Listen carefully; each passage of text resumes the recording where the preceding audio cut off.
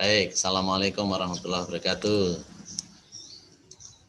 Waalaikumsalam warahmatullahi wabarakatuh. Ya, selamat pagi.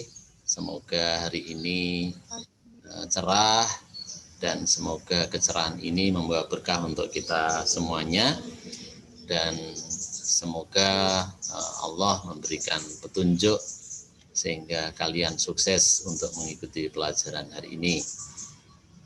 Untuk kegiatan hari ini melanjutkan teks kemarin, yaitu tentang teks cerita inspiratif.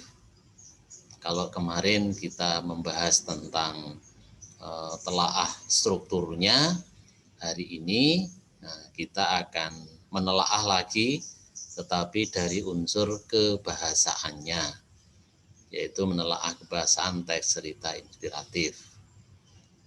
Tujuannya sebenarnya simple, yaitu kalian nanti harus bisa menelaah kebahasaan teks cerita inspiratif, tetapi materinya ini cukup banyak. Ruang lingkup materi menelaah kebahasaannya ini ada yang pertama tentang kata keterangan atau fungsi keterangan atau jabatan keterangan dalam kalimat, itu yang harus kita telah bersama. Kemudian yang kedua nanti kita akan menelaah kata penghubung atau konjungsinya. Walaupun ini di beberapa waktu yang lalu, teks yang dulu sudah pernah kita kaji, tetapi kita tambah atau kita tingkatkan karena ada beberapa yang masih belum paham tentang konjungsi. Kemudian yang ketiga, kalimat fakta dan opini ini juga sama. Berkali-kali ketika kalian disuruh menentukan mana fakta dan opini ini masih banyak yang rancu, sehingga hari ini masih kita perdalam lagi. Dan ini yang baru, yang keempat, yaitu kalimat tunggal dan majemuk. Kalimat tunggal dan majemuk ini sebenarnya sangat luas, tapi untuk pertemuan ini nanti kita batasi yang awal dulu. Nanti pada pertemuan-pertemuan mendatang kalau memungkinkan nanti akan saya perdalam. Baik, untuk yang pertama kita cermati ada sebuah paragraf. Kalian baca dan saya bacakan juga bahwa ada paragraf cuplikannya ini. Bu Bintang seorang guru sekolah dasar mengajar di Balikpapan. Beliau memberikan soal kepada murid-muridnya untuk latihan. Bersama suaminya, Sudarmono, Bu Bintang mengajar di Pusat Kegiatan Belajar Masyarakat atau PKBM yang mereka dirikan. Nah, satu paragraf yang simpel ini, mari kita telaah. Yang pertama, fungsi keterangan atau jabatan keterangan. Atau mungkin lebih simpelnya kita persempit kata keterangannya yang mana. Saya beri contoh dulu. Di paragraf tersebut ada kalimat, Bu Bintang seorang guru sekolah dasar mengajar di Balikpapan. Nah, di kalimat ini ada bagian yang berbunyi di Balikpapan. Nah, di Balikpapan ini termasuk keterangan. Karena ini menunjukkan lokasi, menunjukkan tempat, maka keterangan ini dinamakan keterangan tempat. Kalimat yang berikutnya ada lagi. Beliau memberikan soal kepada murid-muridnya untuk latihan. Kalimat ini ada pernyataan untuk kalian. Ini juga kategori keterangan. Dan untuk kalian ini kita kategorikan keterangan tujuan. Oke, Tin, bisa dipahami ya, Tin? Ya. Saya lanjut. Ini paragraf yang kedua. Pagi-pagi Bu Bintang menghampiri para siswa untuk memberikan tugas tambahan dan latihan soal. Hal itu dilakukan agar nilai ujian penilaian tengah semester baik. Setelah para murid selesai mengerjakan, Bu Bintang tidak mengambil kembali soal-soal itu. Akan tetapi Bu Bintang meminta para wali murid untuk menyerahkan bukti jawaban yang bukti jawaban murid melalui aplikasi WhatsApp agar dapat diperiksa oleh para guru. Hal ini dilakukannya karena penyampaian materi secara online saja maksudnya tidak cukup. Ada keterbatasan teknologi dan komunikasi yang membuat penyampaian materi terhambat. Dari paragraf itu masih kita analisis tentang fungsi keterangannya. Nah, misalnya ada pernyataan, pagi-pagi Bu Bintang menghampiri para siswa. Nah, di sini ada kata pagi-pagi. Pagi-pagi itu pun termasuk keterangan. Dan karena ini menunjuk waktu, maka ini kategori keterangan waktu.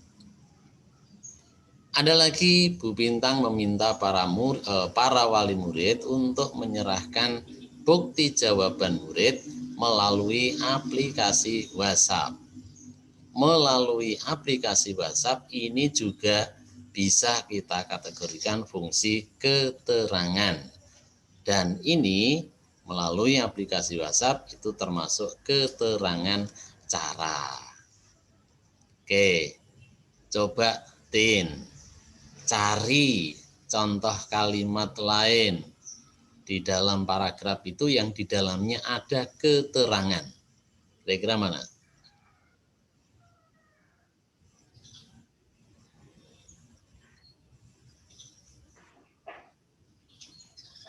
Gimana, Tin?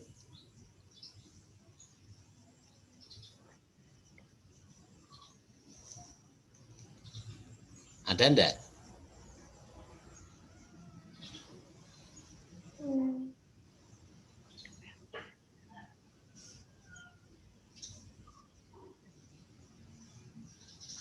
Belum bisa menemukan? Belum. Coba lihat kalimat yang di tengah ini. Bu Bintang meminta para wali murid untuk menyerahkan bukti jawaban murid melalui aplikasi WhatsApp. Nah, di sini ada agar dapat diperiksa oleh para guru. Kira-kira pernyataan agar dapat diperiksa oleh para guru, kira-kira termasuk tujuan apa? Termasuk keterangan tujuan maksudnya. Oke, jadi itu termasuk keterangan tujuan bukan cara. Agar itu berarti ada tujuan yang ingin dicapai. Oke, dah sementara keterangan saya cukupkan dulu, nanti paragraf lain bisa dianalisis. Masih paragraf yang sama tadi, sekarang kita telaah konjungsinya atau kata penghubung. Saya beri contoh dulu. Pagi-pagi Bu Bintang menghampiri para siswa untuk memberikan tugas tambahan dan latihan soal. Ada enggak konjungsinya, Tin, kalimat ini? Ada. Yaitu? Memberi. Konjungsi?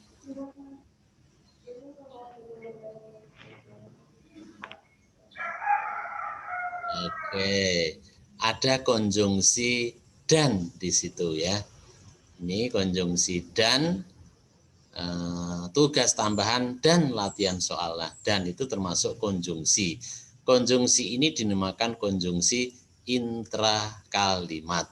Maksudnya intrakalimat itu konjungsi atau kata penghubung yang terdapat di dalam satu kalimat. Berarti fungsinya menghubungkan antara bagian satu dengan bagian yang lain dalam satu kalimat. Nah, bisa lihat lagi contoh kedua.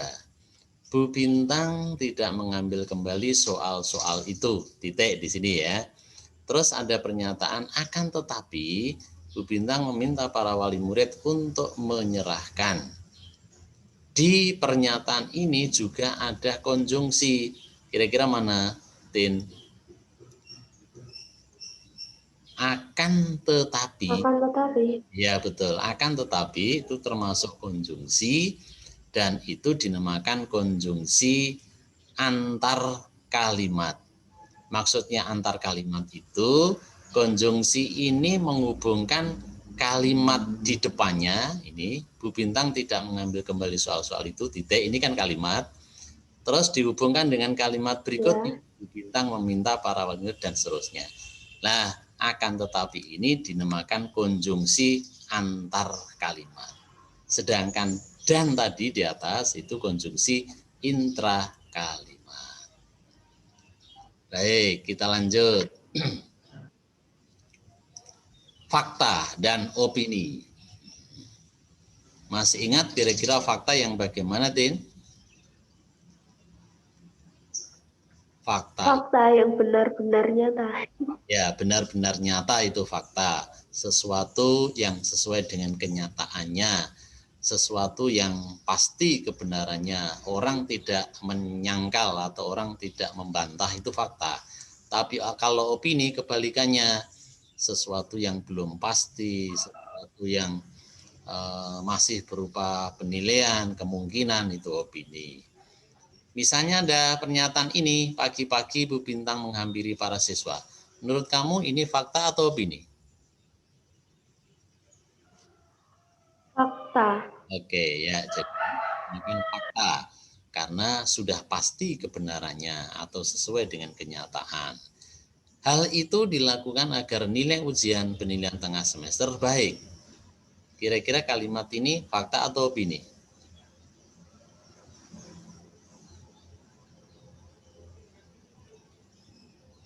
Opini mungkin. Opini ya. Dan menurut kamu kira-kira yang menunjukkan bahwa ini opini itu pada pernyataan yang mana? Hal itu dilakukan agar nilai ujian penilaian tengah semester baik. Ini kira-kira sudah terjadi belum? Belum. Belum, karena belum terjadi itu dinamakan opini. Termasuk di sini ada pernyataan agar nilainya baik. Nah, kata-kata baik itu opini. Karena ini sebuah penilaian. Jadi kalimat ini dinamakan opini karena belum pasti atau itu berupa kemungkinan atau ada pernyataan sebuah penilaian sesuatu. Nah, itu kategori opini. Berikutnya, Zonathan Bimo Satrio berasal dari kota Banjarbaru, Kalimantan Selatan. Saat ini ia sedang menempuh pendidikan di Universitas Atmajaya Yogyakarta, jurusan Sosiologi. Bimo suka sekali membuat konten video, menari, menggambar, dan mewarnai. Sebelum pandemi, kegiatan Bimo sehari-hari diisi dengan kuliah dan aktivitas di beberapa komunitas kampus, yaitu On Fire dan Tepus Story. Selain itu, Bimo juga rutin latihan menari setiap minggu, akan tetapi setelah pandemi semua berubah. Bimo kembali ke rumahnya dan menghabiskan waktu di rumah bersama keluarga. Kegiatan bersama komunitas kini dilakukan melalui media sosial. Selama di rumah, Bimo tetap berlatih tari, membuat konten video, menggambar, mewarnai, dan menanam berbagai tanaman sayur organik agar ia tetap produktif dan tetap semangat. Nah, cuplikan paragraf itu, sekarang kita lihat mana yang kalimat tunggal dan mana yang kalimat majmuk. Ini saya beri contoh dulu. Misalnya di paragraf tadi ada pernyataan, Bimo rutin latihan menari setiap minggu. Kalimat ini itu dinamakan kalimat tunggal. Dan mengapa dinamakan tunggal? Tunggal itu artinya satu. Berarti kalimat ini terdiri atas satu pola kalimat. Yang dimaksud satu pola kalimat itu, kalimat tersebut subjeknya itu satu, predikatnya satu, mau ditambah objek atau keterangan tidak masalah, tapi kalau subjek dan predikatnya satu, itu dinamakan satu pola. Bimo itu subjek, rutin latihan menari itu predikat.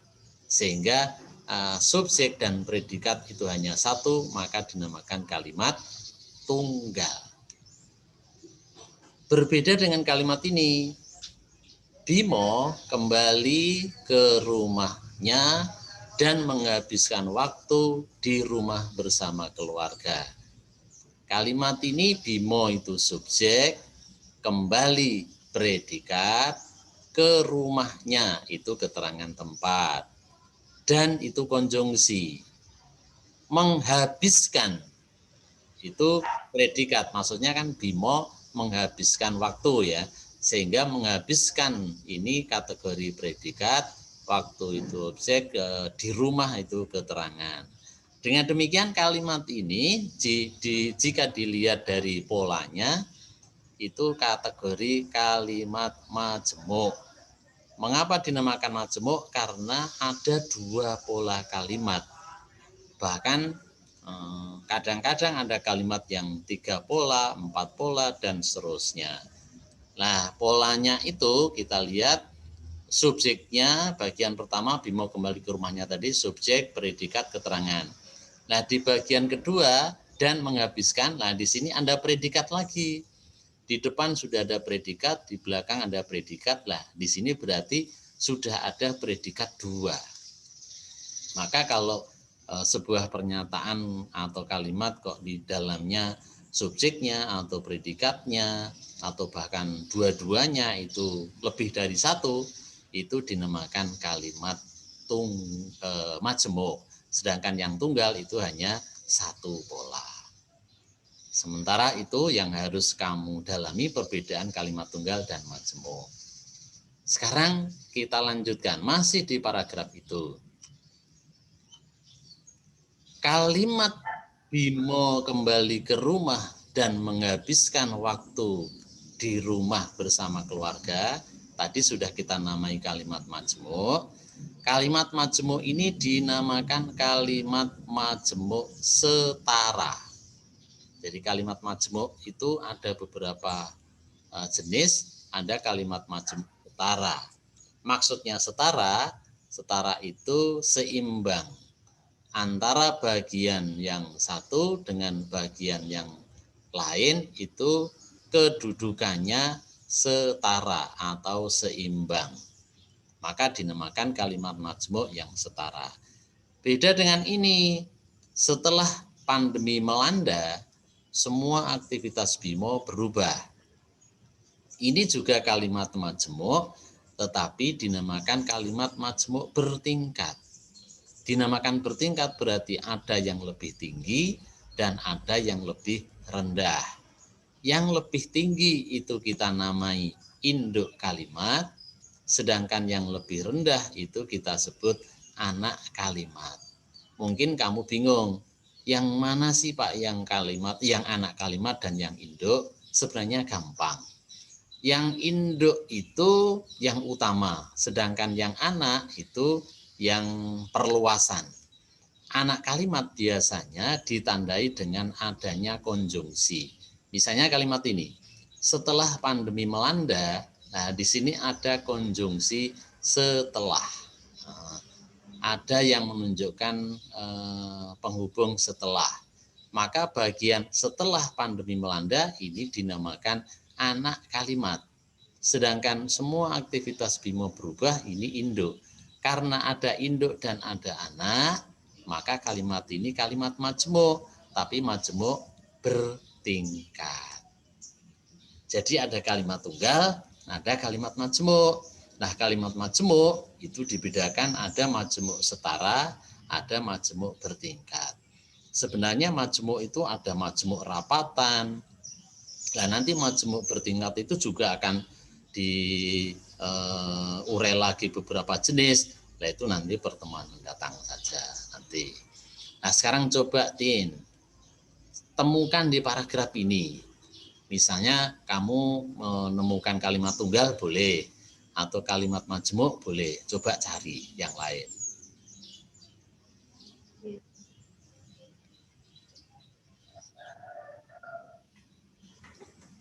Gimana Tin?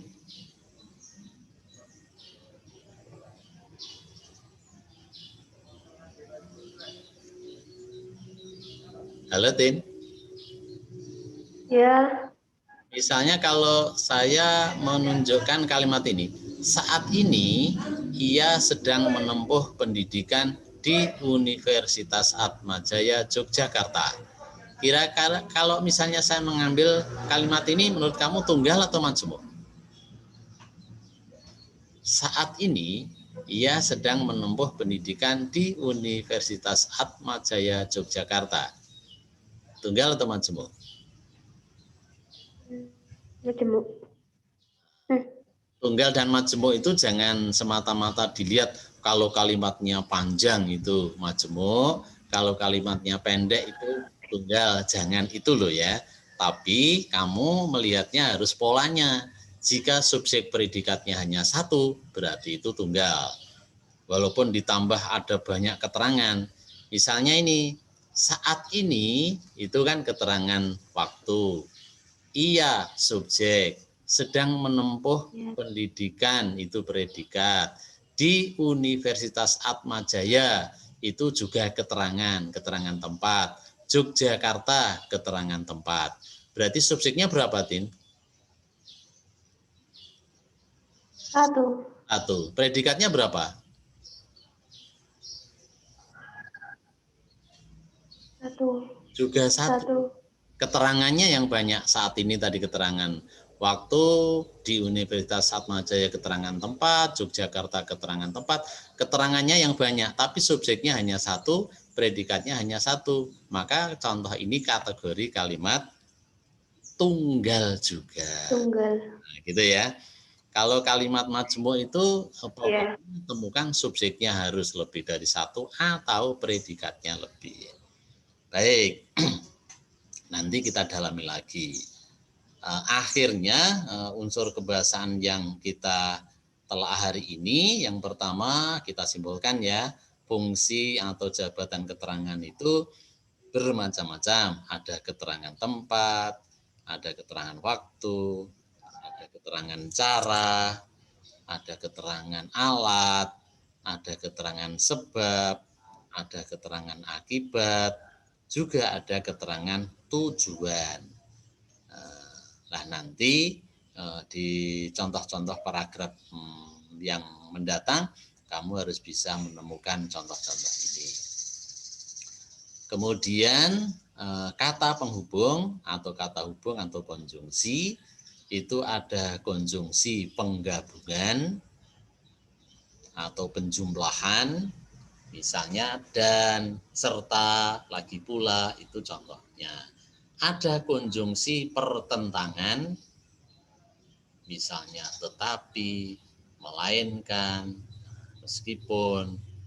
Ada konjungsi pemilihan, jadi menyatakan memilih, yaitu konjungsi atau. Ada konjungsi penguatan, yaitu bahkan. Ada konjungsi sebab, contohnya sebab, karena, oleh sebab, oleh karena. Ada konjungsi akibat, yaitu sehingga. Itu contoh-contoh konjungsi, jadi banyak. Nah, konjungsi itu sendiri dibedakan ada dua macam. Ada konjungsi koordinatif, ada konjungsi subordinatif. Konjungsi koordinatif itu konjungsi yang menghubungkan antara bagian dengan bagian dalam satu kalimat. Misalnya dan, serta itu kalau dipakai dalam satu kalimat kategori koordinatif. Tapi kalau subordinatif itu menghubungkan antar kalimat. Ada kalimat satu diakhiri dengan titik, terus dirangkai dengan kalimat kedua ada konjungsinya. Contoh tadi di awal ada akan tetapi, nah tadi kan ada begitu, itu kategori konjungsi subordinatif antar kalimat.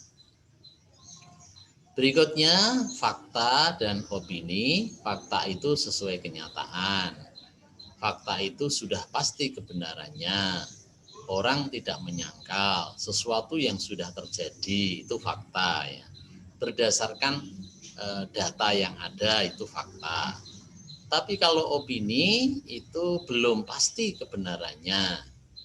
Bisa iya, bisa tidak.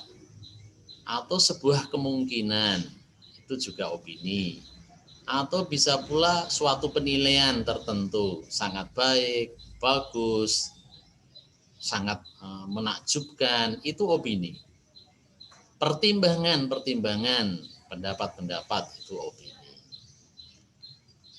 Sedangkan yang terakhir kalimat tunggal dan majemuk, bahwa kalimat tunggal itu yang terdiri atas satu pola kalimat, sedangkan yaitu subjek dan predikatnya itu hanya satu, itu tunggal.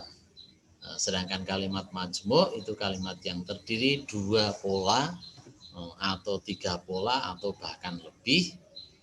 Subjeknya atau predikatnya atau bahkan subjek dan predikatnya itu lebih dari satu. Kalimat majemuk ini ada pembeda, yaitu majemuk setara dan majemuk bertingkat. Setara itu menyatakan hubungan antar bagian itu seimbang, sedangkan bertingkat itu hubungannya ada yang lebih tinggi dan lebih rendah, yaitu ada yang induk dan ada yang anak. Oke, Tin.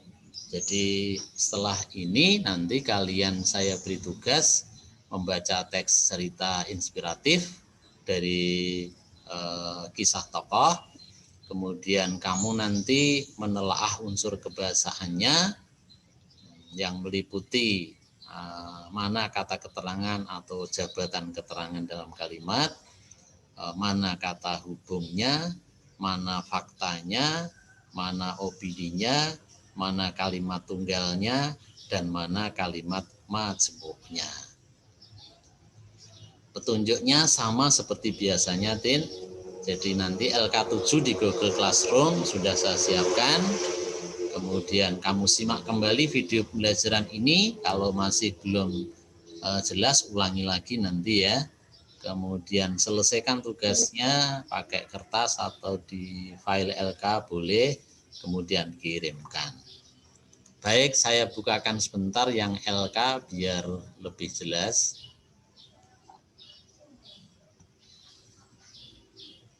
LK-nya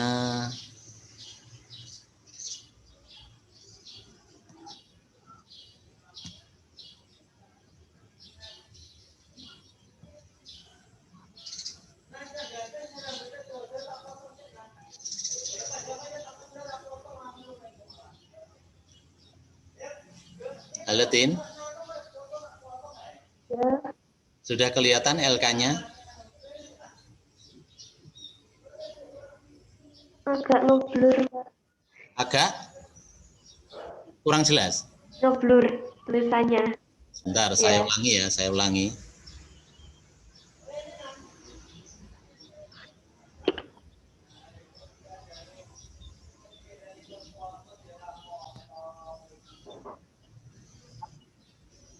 Oke, udah ya.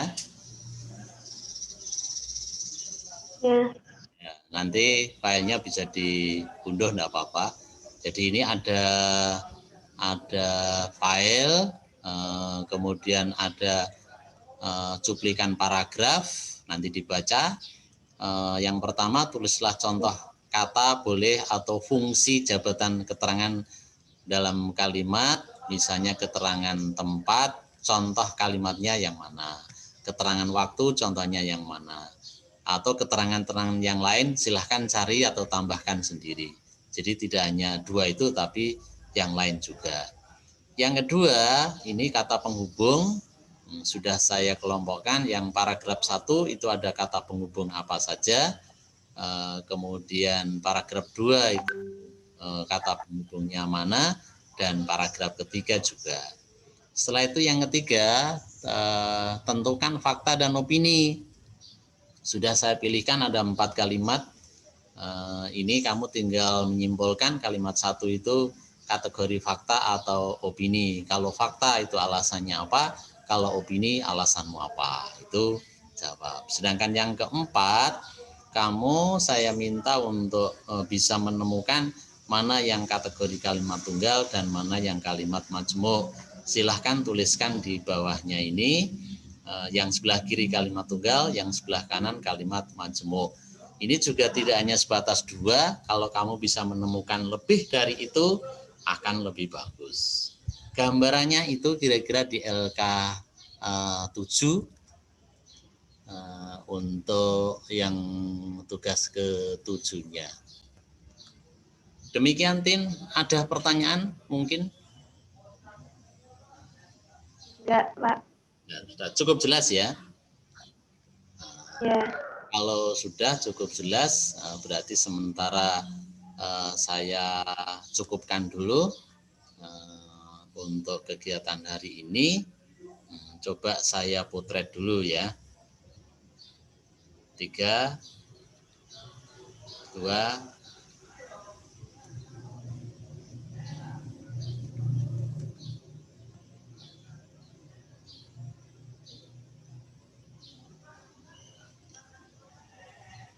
baik Tin, sementara cukup. Besok kita sambung lagi. Saya akhiri ya. Assalamualaikum warahmatullahi Ya. wabarakatuh. Waalaikumsalam warahmatullahi wabarakatuh. Saya akhiri ya. Ya, Pak. Yuk.